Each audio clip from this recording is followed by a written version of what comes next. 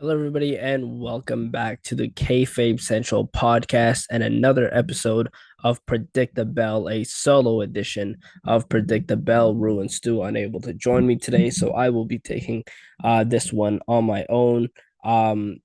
Today, we are going to be going over my NXT Heatwave predictions that is going down this Sunday on August 24th, 2025. NXT happened last night, the go home show for NXT Heatwave.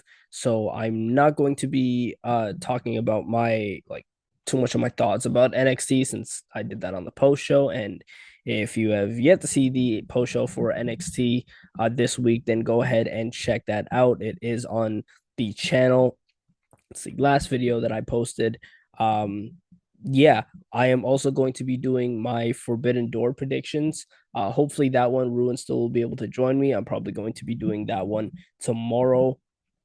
Since Dynamite is tonight, maybe we'll get some things added to the card tonight, and we can throw that into the predictions as well. Um, I am actually not going to be able to cover either Heat Wave or Forbidden Door this Sunday because I am going to be at Destiny Wrestling. And I have some coverage to do there in person. So I will be unable to cover Heat Wave. I think I mentioned this in like the post show for Raw, if I'm not mistaken, or one of the videos I mentioned it. So yeah, won't be doing live coverage on Sunday, but I will, catch it like the night of, like once I get back from Destiny Wrestling, or maybe the day after, and maybe do a little bit of a TikTok post or something like that.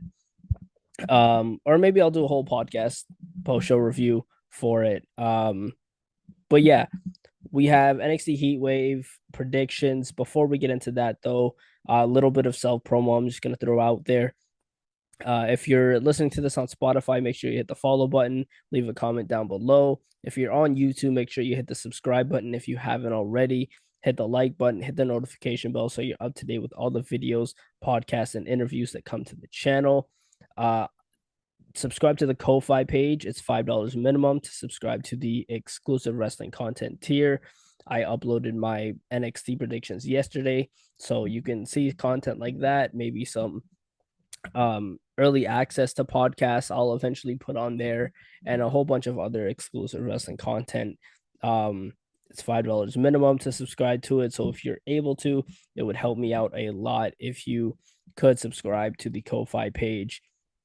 Um, we also have a Discord server if you want a place to chat it up about wrestling or anything else in the world. Go ahead and join up the Discord server. Everyone is welcome to join. We don't have a lot of people in there right now, but the more people that join, the more we get a community and cool conversations going. So go ahead and join up that Discord server as well.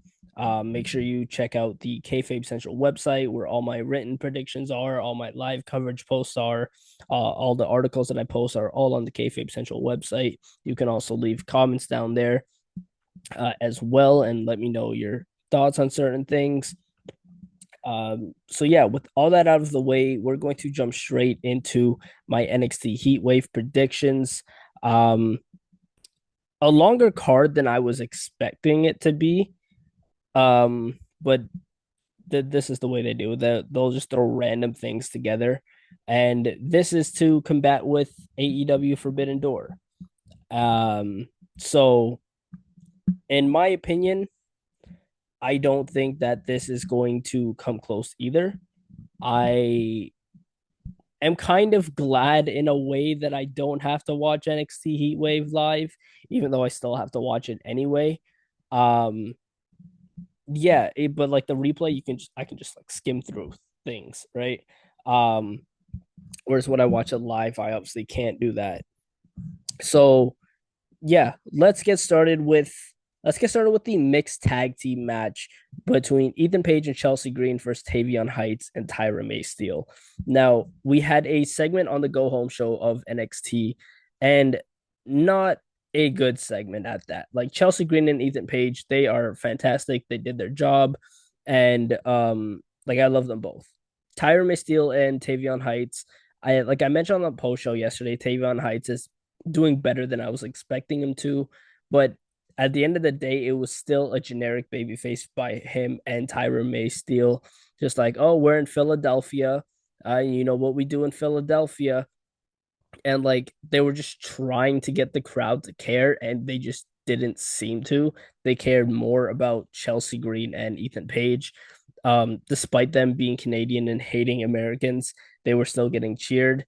Um, yeah, which is not a good sign. Um, in terms of the outcome of this mixed tag team match, I almost believe that the baby faces have to win this match because it's going to set up Tavion Heights versus Ethan Page for the North American Championship somewhere down the line. Um, yeah, I think also Chelsea Green should be doing something much better than this. Like taking the women's championship off of Tiffany Stratton.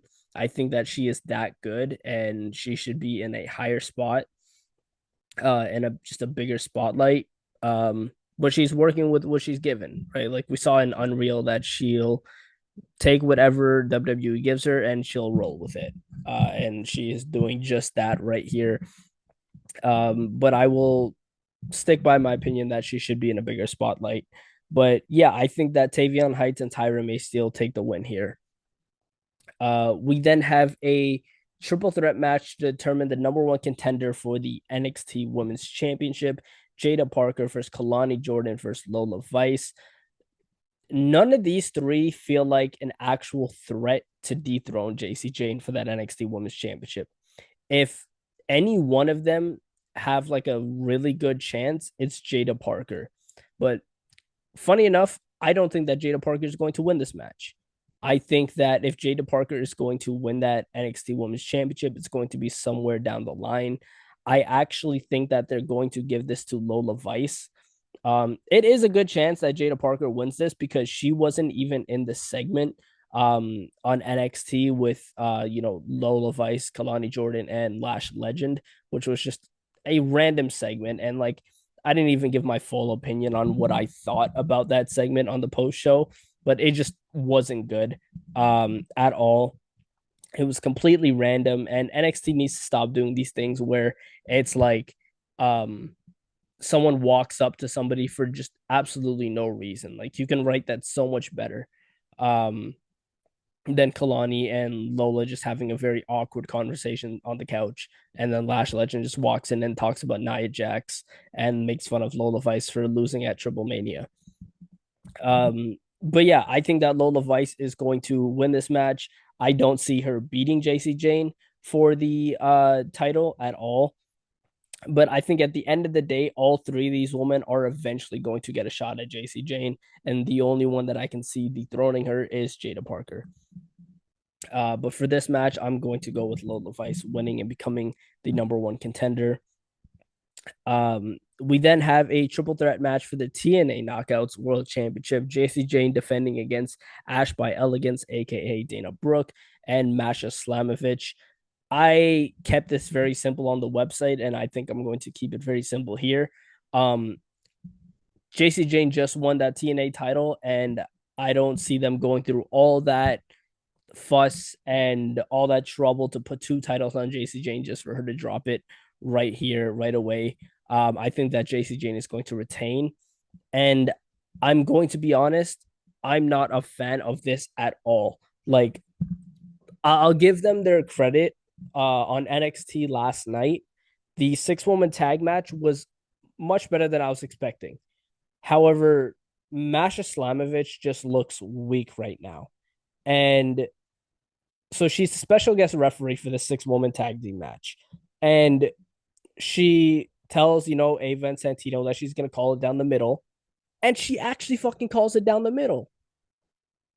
Why, in what world of professional wrestling, when a wrestler is a special guest referee, they actually call it down the middle? It just makes her look completely stupid. And it's really like WWE is just one-siding this.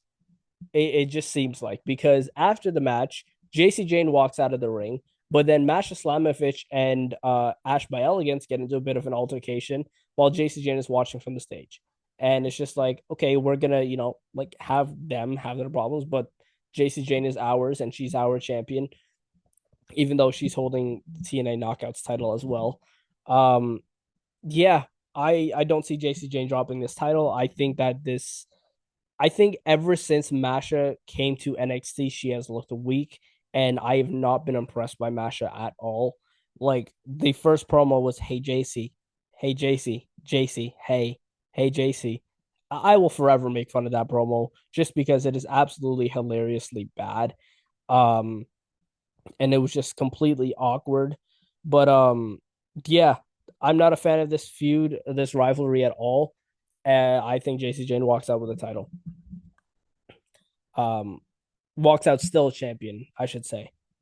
We then have Blake Monroe versus Jordynne Grace. Speaking of rivalries that are bad, this is just god awful, and um, it sucks that Ruin Stu aren't here to laugh at me just bagging on NXT. But this is the Kayfabe Central podcast, ladies and gentlemen. This is what happens because I did say that NXT was better than Monday Night Raw last night, and I still give them that. But it's not saying much because NXT still realistically wasn't all that great.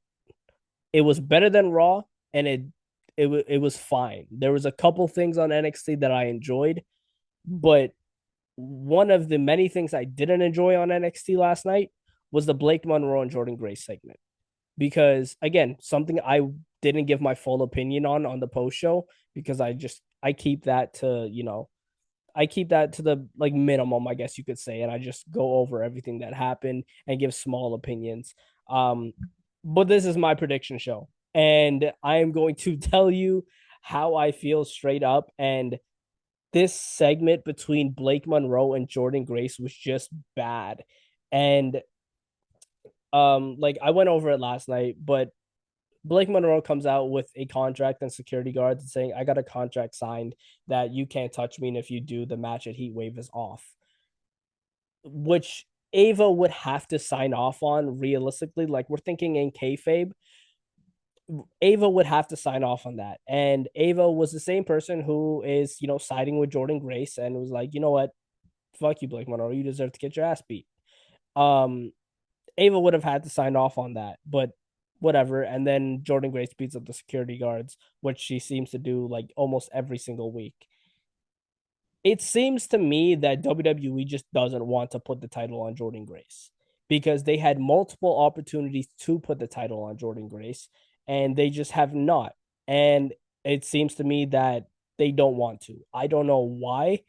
Um, but now she's in a feud with Blake Monroe. And I think this would have been a lot more interesting had it been for the NXT Women's Championship. But obviously it is not.